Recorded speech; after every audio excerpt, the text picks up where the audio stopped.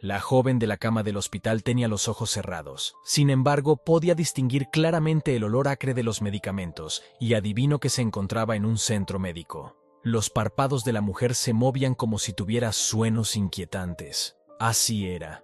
Le pareció que de algún lugar lejano le llegaban voces apagadas, una de las cuales le resultaba perfectamente familiar. Era su suegra, Débora, la que hablaba. Esta pariente, que aún no era muy mayor, siempre había sido más teatral en sus modales. Ahora la paciente, que había oído la conversación por casualidad, pudo verla agitando los brazos y estrechándolos contra su pecho. En los 7 años que llevaban conociéndose, la mujer había aprendido bien sus modales. De hecho, Débora, aunque tenía su propio piso, casi siempre vivía con su hijo y su nuera. Siempre había innumerables razones para ello. Luego las reparaciones y los cortes de agua caliente.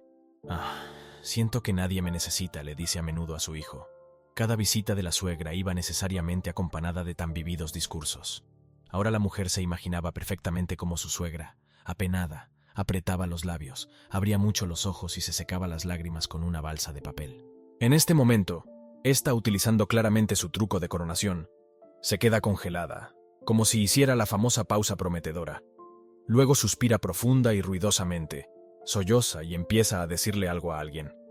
No puedo imaginar cómo vivirá mi cunada cuando vuelva en sí. Pensar que ha mandado a su amiga a la tumba. Pienso pecaminosamente que acaba de eliminar a su rival. Tienen negocios en común, y cuando el dinero interfiere con la amistad, nunca pasa nada bueno. ¿Sabe?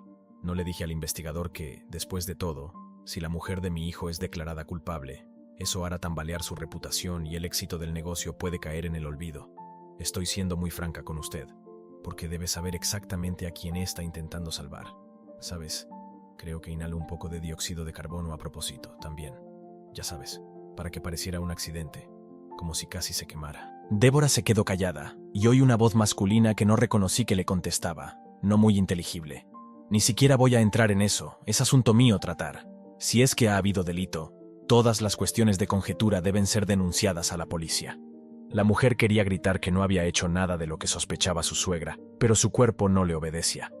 La pesadez se extendía incluso por sus párpados, y sus ojos seguían cerrados. Seguía sin ver y no escuchaba. Débora siguió desahogándose con otra persona de su disgusto con su cunada. Sé que está mal alegrarse en un momento así, pero me alegro de que ese día me subiera la tensión. Le pedí a mi hijo que me trajera unas pastillas y le convencí para que se quedara. Ya sabes, así podría llamar a una ambulancia si lo necesitaba, ya sabes, y esas cosas. Si no hubiera sido por eso, no sé cómo le habría ido. Pero los padres de Ana estaban muy asustados cuando se enteraron de que estaba en coma. Claro que es una desgracia, pero si mi nuera se recupera, será aún peor. ¿Y si queda lisiada o si va a la cárcel? Doctor, ¿no podemos dejar de mantenerla viva con todas esas máquinas? Creo que sería mejor así. Ana oyó la voz de un hombre que interrumpía bruscamente a su suegra. Vete de aquí y no vuelvas a aparecer. Está prohibida la entrada de extraños en el edificio del hospital. Averiguaré quién te ha dejado entrar, y no me importa quién te dijo que vinieras a verme. No voy a hablar más contigo. Te ruego por todos los santos que des al menos una conclusión para el traslado al hospital de enfermos mentales. La voz del hombre se hizo notablemente más fuerte. Le pido que abandone la sala y el hospital en general. Si sigue quitándome tiempo e insistiendo, llamaré a seguridad, ¿entendido? Ana oyó el taconeo de su suegra en el pasillo. Ana quiso levantarse y protestar, intentar explicar algo, pero no tenía fuerzas. La mujer se dio cuenta de lo incómoda que estaba tumbada en la incómoda cama del hospital, pero ni siquiera podía moverse. Era como si le hubieran clavado un clavo en la cabeza. Al parecer, incluso esforzarse por oír la terrible acusación de su suegra era un esfuerzo excesivo. Ana no tenía forma de entender. ¿Era realmente cierto lo que decía Débora? ¿Lo pensaba de verdad? Sí, en absoluto. La mujer sabía perfectamente que no le deseaba ningún mal a su mejor amiga.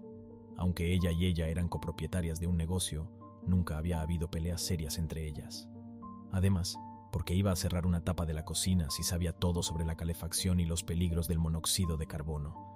Quiso llamar al menos a uno de los médicos, pero volvió a caer en el olvido. Medio dormida, intentó recordar lo que había pasado, pero su testarudo cerebro no le daba lo que quería saber. Recordaba cómo había conocido a David, su novio, y a la madre de este. Más concretamente, Débora había llegado primero a su vida. Había llevado a su gatito favorito, que se había caído por una ventana, a Ana a la clínica veterinaria. La operación de urgencia duró varias horas y salió bien. Después, la nueva dueña estaba contenta, pero dijo que no podía ponerle ella misma las inyecciones necesarias. ¿Cómo? Probablemente me desmaye de miedo. Dígame, ¿no puede coger a mi nina? Todos los servicios serán pagados. Ana se ofreció a quedarse con la gata operada en el hospital. Débora visitó a su gata primero sola y luego en compañía de su hijo David. Mientras la gata de su madre estaba en la clínica veterinaria, él pasaba a diario y a veces 2 veces al día. A veces traía café o dulces para comer a Hannah, su compañera, y a todo el personal, y llamaba la atención de todas las señoras solteras. El hijo de la clienta se hizo prácticamente suyo en la clínica. Fascinada por su cortesía, Marina, la recepcionista, incluso preparó un rincón acogedor para David, donde hojeó una revista, esperando a que los médicos tuvieran un momento libre para hablar con él. El hombre era educado y cortés, y varias veces cuando estaban reparando el coche de Ana, la llevó en coche a casa. Una vez, Marina, curiosa, le preguntó a David: «Oye, ¿por qué no te vas a trabajar y pasas aquí todos los días?» No se sabe qué quería oír como respuesta la administradora, pero el asiduo visitante decidió bromear. «Tal vez suene con trabajar aquí. ¿Por qué? No para ser enfermero, sino director de marketing o financiero. Puedo hacerlo». Marina se rió y bajó la voz a un susurro y se acercó a un hombre guapo, confiado. «Tenemos aquí a Ana y su amigo gestionar todo. Son buenos jefes y no escatiman en los salarios. Pero solo el personal, como ellos mismos dicen, no tienen intención de ampliar. Una vez mencioné que mi hermana podría trabajar aquí, pero al menos como contable. Ana dijo que ya tenía una persona de confianza, a la que no iba a cambiar». El hombre solo sonrió a Marina, pero no vino menos a menudo. Cuando el gato de su madre mejoró, no tuvo ningún motivo para visitar al veterinario. Sin embargo, Débora decidió organizar una velada de gala justo después de que el gato se hubiera recuperado. Ana y su amiga, que también participó en el tratamiento del gato, fueron invitadas a la fiesta. La cena transcurrió con bastante alegría. Débora trató con ecuanimidad a los invitados, les agradeció sus manos de oro y su talento, y Ana contó algunas anécdotas divertidas de su consulta. David consiguió cortejar a todas las mujeres sentadas a la mesa. Luego llamó a un taxi e incluso se fue con ellas. «Chicas, no se aceptan negativas. Es la única manera de que mamá y yo estemos seguros de que llegaréis sanas y salvas a casa». David insistió.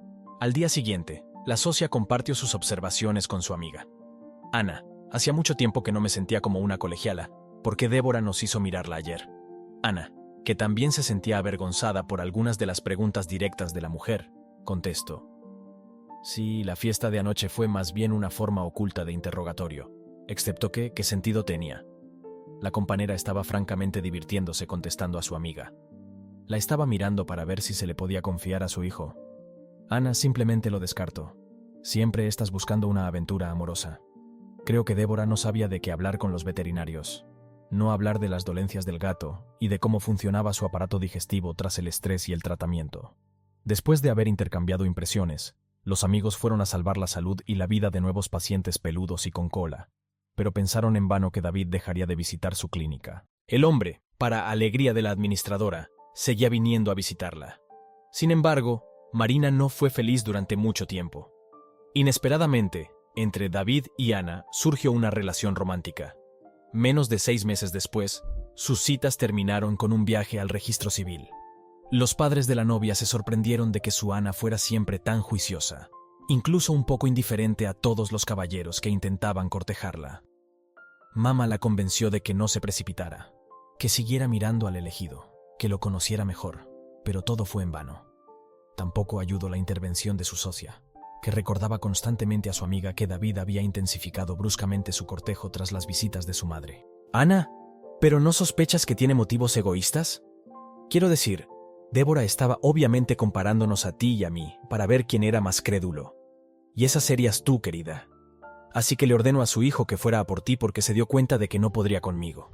Ana estuvo a punto de discutir con su amiga, pero luego aceptó encantada la oferta y, junto con su marido, se instaló en su piso. El hombre consiguió ganarse la confianza absoluta de su mujer. Ella estaba dispuesta a seguirle hasta el fin del mundo, y quizá incluso más allá, si él se lo proponía de repente. Contrariamente a la predicción de Marina, David no tardó en ser aceptado en la plantilla de la clínica. El puesto no era un polvorín, pero ahora se encargaba de comprar material y cualquier otra cosa que pudiera necesitarse. Ana y Mika, su compañera, Estaban contentas de confiar las tareas rutinarias a una persona de confianza. Todo parecía irles bien. El hombre canceló algunos contratos, hizo otros nuevos, incluso vendieron el piso de Ana y compraron uno más grande, ya que David insinuó que quería tener un hijo. A partir de este paso, la joven fue disuadido por todos. Su abogado quería discutir los detalles de la transacción. Tomó un momento, cuando Ana estaba con él a solas, e insinuó el hecho de que la propiedad prematrimonial es deseable dejar intacto. Entender, en la vida todo sucede. Hoy la gente adora unos a otros, y mañana se convierten en enemigos acérrimos. Sin embargo, Ana no quería escuchar pronósticos sombrios. Ella amaba a su marido con todo su corazón, y disfrutó de la comunicación con él, que, sin embargo, recientemente se ha convertido en un poco escaso. El hombre viajó por negocios clínica, a veces incluso volver al apartamento más tarde que su esposa, pero aún así la mujer era feliz. A través de la memoria del arco iris de la vida matrimonial con el Cortés David, Ana se acercó poco a poco el día en que se convirtió en canceroso. Mika invitó a ella y a su marido a su casa para una tertulia. Otono ya había logrado entrar en su propia, y todavía era solo miedo. David había logrado preparar la primera porción de pasta, cuando, como recordaba Ana, en realidad recibió una llamada telefónica de Débora. El hombre entonces no permitió que su mujer le acompañara, diciéndole a su mujer que se relajara también por él, y se marchó él mismo. La fiesta de chicas de los dos amigos transcurrió tranquilamente y sin ningún contratiempo. Le recordé que Mika había encendido la chimenea, pero no para calentar, ya que no hacía frío, sino más bien para que fuera acogedora. Pero el apagador seguía abierto. Sus pensamientos giraban en torno a las alarmantes palabras de su suegra, y su somnoliento olvido se convirtió en una pesadilla que se arrastraba. De repente Ana sintió que tenía demasiado calor. Haciendo un pequeño esfuerzo, la mujer abrió los párpados. El sol le daba de lleno en los ojos, que parecían cegadores. Durante algún tiempo la paciente, que había salido del coma, no pudo enfocar la vista y ver los detalles de la situación en la habitación donde se encontraba. Pasaron unos minutos y parpadeando, Ana pudo notar incluso las partículas de polvo que bailaban un tranquilo vals bajo los rayos de luz. Ana volvió en sí y saludó a la enfermera, que entró en la habitación a toda prisa. «Buenos días, nuestra bella durmiente. Qué bien que estés despierta, debes de tener sed». Ana no pudo decir nada y asintió levemente con la cabeza. Sin embargo, la experimentada enfermera se dio cuenta de este movimiento. Le dio un poco de agua y la elogió con satisfacción. Ana estaba muy preocupada. Según la enfermera, parece que llevaba algún tiempo en coma. Así que las otras frases de Débora podrían ser ciertas, cosa que Ana no quería desesperadamente que fuera así. Temía mucho que la terrible noticia sobre la muerte de Mika pudiera ser cierta. La mujer intentaba tranquilizarse pensando que la terrible conversación de su suegra con uno de los médicos que había oído por la noche no era más que un sueño, pero todo estaba muy claro. No quería creer que el cerebro lesionado fuera capaz de generar tales pensamientos, pero en el fondo temía que todo lo que había oído se convirtiera en una terrible realidad. El médico apareció en la habitación y se presentó como Antonio. Mientras preguntaba a Ana por su bienestar, la mujer se sobresaltó al reconocer su voz. Sin darse cuenta, había escuchado la conversación de su suegra con aquel hombre. La paciente estaba tan inmersa en sus preocupaciones que el médico tuvo que hacerle varias veces las mismas preguntas. No podía imaginar lo delicado que sería preguntarle a Antonio si iba a enviarla, según el plan de Débora, a una clínica para enfermos mentales. «No sé en quién puedo confiar». La mujer decidió fingir que no había oído la aterradora conversación. Preguntó cuándo le darían el alta, y el médico le dio un plazo que le pareció bien. Decidí que en una semana podría averiguar qué había pasado y cómo proceder. Un día después, la mujer fue trasladada de la unidad de cuidados intensivos a una habitación doble. Para su gran alivio, no se permitían visitas en el hospital, al menos nadie venía a verla personalmente. Pero con el primer traslado, Jones envió a su mujer su teléfono móvil. Ahora la mujer tenía conexión con el mundo exterior y acceso a la información, pero no le resultaba más fácil. Los padres se sentían mejor, pero la débil voz de su madre, que intentaba animarse artificialmente cuando se comunicaba con su hija, era muy molesta. Débora ya no aparecía por el hospital, y a veces Ana prefería pensar que la conversación que oía no era más que una especie de juego de imaginación, basado en los hechos que ella conocía. Las noticias en Internet confirmaron a la mujer que Kira había muerto efectivamente. El artículo decía que la copropietaria de la clínica veterinaria había muerto en extrañas circunstancias y que se estaba investigando el caso. Al empezar a leer los comentarios, la mujer estuvo a punto de llorar. Algunos de los suscriptores sugerían que había que buscar al culpable en el círculo íntimo de la fallecida. Un par de comentarios la culpaban directamente a ella, Ana, de la tragedia. Tras leer la frase, al menos ahora la clínica tiene un solo dueño y no hay necesidad de repartir beneficios, la mujer rompió a llorar. Con su naturaleza activa, no podía quedarse más tiempo en el hospital. Quería reunirse con sus preocupados padres y su querido marido. Y quería volver a estar entre las paredes de la clínica que ella y Mika habían construido desde cero, codo con codo. Una vez más, era necesario hacer frente a aquellas especulaciones, que probablemente podrían echar a perder la reputación empresarial de la creación de ella y su amiga. El encuentro con el investigador era inevitable, pero esperaba que cuanto antes lo resolviera todo, antes podría volver a tener al menos una apariencia de su antigua vida. En su siguiente visita, pidió a Antonio que le diera el alta. El médico la secundó, pero advirtió que era aconsejable no estar en situaciones demasiado estresantes. Llevas una semana en coma y, aunque no noto ningún deterioro grave en tu salud, sigue cuidándote, siendo consciente de que no será fácil, pero harás lo que puedas. El médico entregó a Irene un montón de papeles necesarios y por fin pudo decirle a su marido que podía salir del hospital. En contra de lo esperado, no parecía demasiado aliviado de que su mujer volviera a estar con él. Cuando ella le pidió que pasara primero por la clínica, el hombre incluso intentó protestar, pero ella fue inflexible. Tengo que pasar por allí ahora mismo. Si le resulta incómodo no hay problema. Permítame que pida un taxi y luego volveré yo misma a casa. Después de este ultimátum, Jones llevó en coche a su mujer al trabajo. Había notablemente menos visitantes en los pasillos de la clínica, aunque a Irene le pareció que debería ser al revés, porque ella y Mika, comprensiblemente, no estaban en recepción. Marina, al ver a su supervisora, sonrió al instante. Irene echó un rápido vistazo a los registros de citas y se dio cuenta de que por algo se había quedado con ganas de trabajar, porque las cosas en la clínica se habían deteriorado considerablemente. La mujer pidió a su marido el número de teléfono de la investigadora, concertó una cita y se apresuró a salvar su negocio. Irene dio instrucciones a Marina para que llamara a los clientes cuyas citas habían sido canceladas, y hasta altas horas de la noche examinó a las mascotas cuyos dueños no temían los rumores. Timofey se quedó un rato en la clínica y, tras unas tazas de té, se marchó, prometiendo volver más tarde. No llegó hasta bien entrada la noche, pero eso le vino bien a Irene, que estaba terminando su cita. La pareja se fue a casa. Irene se había dispuesto a comportarse como de costumbre, pero después de cenar no pudo soportarlo y le preguntó a su marido: «Timofey, dime sinceramente, ¿tú también crees que soy culpable de la muerte de Mick?» El hombre dudó, pero se salvó de tener que responder a la pregunta directa gracias al timbre de la puerta. Irene ni siquiera se sorprendió cuando Débora apareció en el piso. Su suegra Elena sonrió a su nuera, preguntándole cómo se encontraba. Débora trató de aclarar lo que Irene iba a hacer a continuación, y luego sugirió: «Escucha, hija, si este es el caso, tal vez habría que volver a registrar la clínica. Después de todo, con la marcha de Kira, habrá que cambiar el papeleo de alguna manera. Es muy posible que Jones se convierta en director en tu lugar, pero, por supuesto, tú seguirás dirigiéndolo todo, aunque sobrevivirás al negocio y a los golpes judiciales». Durante el monólogo de su madre, Timofey permaneció en silencio y se limitó a asentir, e Irina se sintió de repente muy disgustada. Quiso decirle a su suegra que había oído perfectamente su conversación con el médico, así como la sugerencia de desconectarla del soporte vital o internarla en un psiquiátrico, pero se contuvo. «Gracias por tu preocupación, Débora. Pero mañana voy a ver a un investigador y creo que la situación se aclarará». Su suegra no había ido a su casa a pasar la noche, y cuando Irene se retiró cansada a su dormitorio, las voces apagadas de su madre y su hijo seguían saliendo de la cocina. La mujer pensó que no podría dormir, pero solo se despertó cuando sonó el despertador.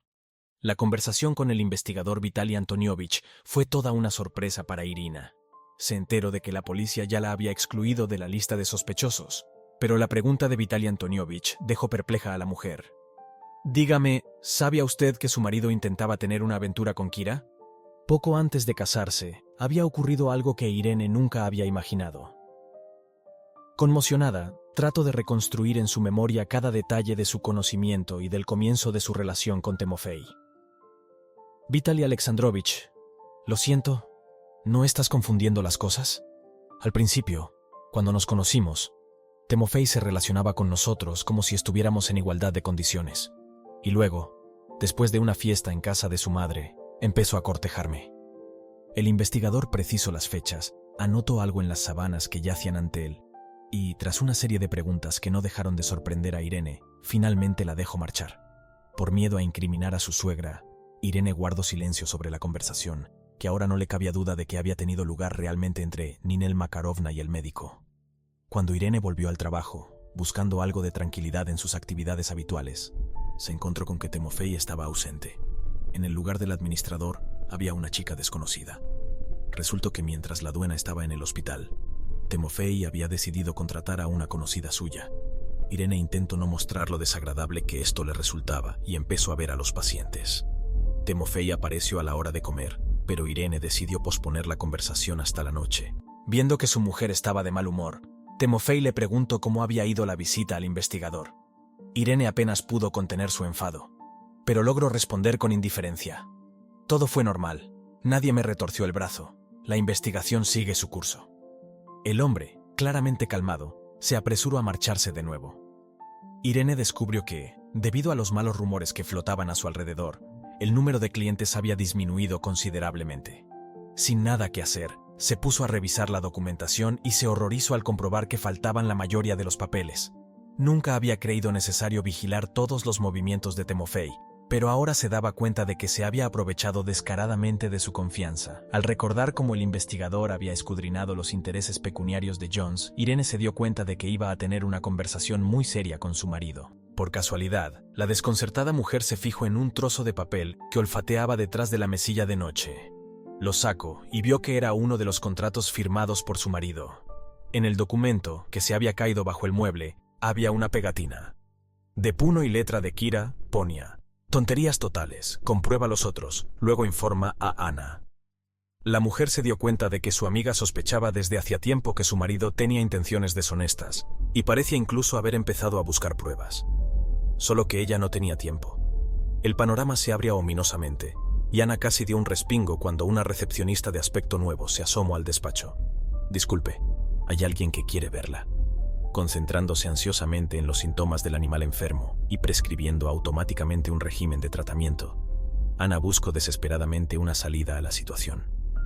Temía que, si de repente veía a Jones, no podría abstenerse de hacer acusaciones y se apresuró a salir de la clínica, pidiendo a la recepcionista que pidiera disculpas a todas las personas cuyas citas tuvieran que ser reprogramadas. Ana se apresuró a hablar con el investigador. Ahora ya sin secreto le contó y sobre el contrato encontrado con una nota mica y sobre la conversación entre su suegra y el médico. Siento no habértelo dicho esta mañana. Es que no dejaba de dudar de que lo estuviera sonando, pero después de aquel hallazgo en la clínica, todo me quedó claro. Por triste que sea, me han trivializado. El investigador la miró atentamente, le pidió que tuviera cuidado y que, a ser posible, no se comunicara con su marido. Tras abandonar el edificio de la policía, la mujer se fue a casa de sus padres. Cuando Jones la llamó, ella contestó discretamente que no podía hablar en ese momento. Gracias a la labor operativa del grupo con Vitali a la cabeza, se descubrió al hombre que había cometido el crimen. Fue él quien, a sugerencia de Devor, puso somníferos en la salsa del kebab. No fue a casa de su madre, sino que esperó a que Ana y Mika se durmieran. La salida del coma de Ana no le era favorable, por lo que Devor intentó sobornar al médico. A toda prisa, Jones intentó destruir todo el compromiso, cobrar todo lo que pudo y escapar con Marina, que le ayudó.